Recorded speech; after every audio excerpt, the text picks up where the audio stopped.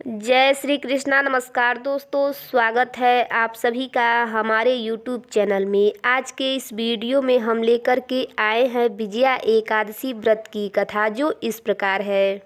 धर्मराज युधिष्ठिर ने भगवान श्री कृष्ण से कहा, हे जनार्दन, फाल्गुन मास के कृष्ण पक्ष की एकादशी का क्या नाम है? इसको करने की क्या विधि है? आप मुझे कृपा करके बताइए। भगवान ने कहा, फाल्गुन मास के कृष्ण पक्ष की एकादशी का नाम विजया है। इसके व्रत के प्रभाव से मनुष्य को विजय की प्राप्ति होती है। यह व्रत सब व्रतों में सबसे उत्तम है। विजया एकादशी के महात्म्य को सुनने या पढ़ने से समस्त पापों का नाश होता है। भगवान ने कहा, एक समय की बात है, देवर्षि नारद ने जगत पिता ब्रह्मा जी से कहा, महाराज, आप मुझे फाल्गुन मास की कृष्ण पक्ष की एकादशी का विधान बताइए। ब्रह्मा जी ने कहा, हे नारद, विजया एकादशी का व्रत पुराने तथा नए पापों का नाश करने वाला है। इस विजया एकादशी की विधि मैंने आज तक किसी से नहीं कही।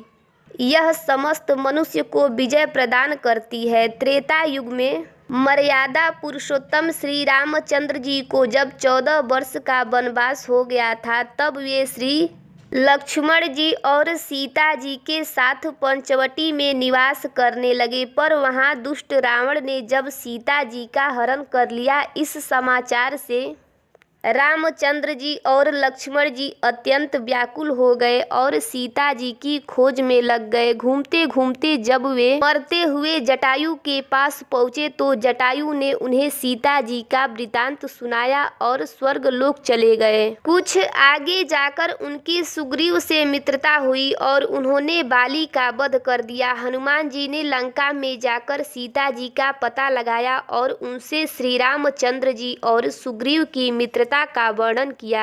वहां से लौटकर हनुमान जी ने भगवान राम के पास आकर सारा समाचार कहा। भगवान श्री राम ने वानर सेना सहित सुग्रीव की संपत्ति से लंका की ओर प्रस्थान किया। जब श्री रामचंद्र जी समुद्र के किनारे पहुंचे, तब उन्होंने मगरमच्छ आदि से युक्त उस अगाध समुद्र को देखकर लक्ष्मण जी से कहा, इस समुद्र को हम किस प्रकार पार करेंगे? श्री लक्ष्मण जी ने कहा, पुराण पुरुषोत्तम, आप आदि पुरुष हैं, आप सब कुछ जानते हैं। यहाँ से आधा योजन दूर कुमारी द्वीप पर बलदालभ्य नाम के मुनि रहते हैं। आप उनके पास जाकर इसका उपाय पूछिए। लक्ष्मण जी के इस प्रकार के वचन सुनकर श्री रामचंद्र जी बलदालभ्य ऋषि के पास गए और उनको प्रणाम करके वहां बैठ गए। मुनि ने भी उनको मनुष्य रूप धारण किए हुए पुराण पुरुषोत्तम समझकर उनसे पूछा, हे राम, आपको यहाँ आना कैसे हुआ? भगवान श्री राम ने कहा, हे ऋषि, मैं अपनी सेना के साथ यहाँ आया हूँ और राक्षसों को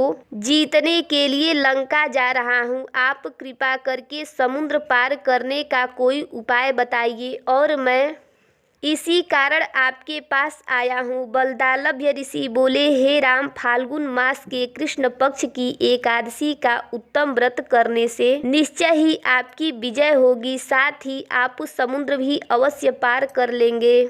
इस व्रत को करने की विधि अब मैं आपको बताता हूँ। दशमी के दिन स्वर्ण, चांदी, तांबा या मिट्टी से एक बना हुआ घड़ा ले। उस घड़े को जल से भरकर उसमें 5 पल्लव रखकर वेदी का स्थापित कर दे। उस घड़े के नीचे सतनजा और ऊपर जौ रखे। उस पर श्री नारायण भगवान की स्वर्ण की मूर्ति स्थापित करे। एकादशी के दिन स्नान आदि से निवृत्त होकर धूप दीप नैवेद्य नारियल आदि से भगवान का पूजन करें। तत्पश्चात घड़े के सामने बैठकर अपना दिन व्यतीत करें और रात्रि को भी उसी प्रकार बैठे रहकर जागरण करें।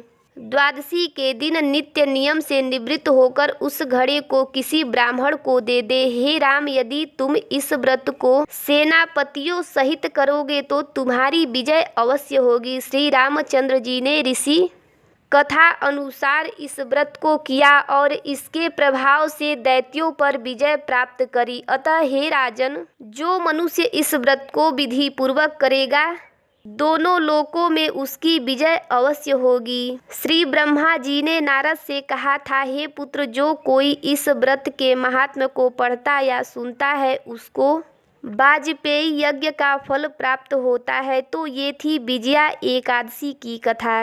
ये कथा आपको कैसी लगी कमेंट करके ज़रूर बताइएगा। चैनल पर पहली बार आए हैं तो चैनल को सब्सक्राइब करिएगा, बेल आइकन को प्रेस करिएगा ताकि आने वाली न्यू वीडियो की नोटिफिकेशन आप सभी को मिलती रहे। वीडियो अच्छा लगे तो वीडियो को लाइक और ज़्यादा से ज़्यादा शेयर करिएगा। जय श्री कृष्णा।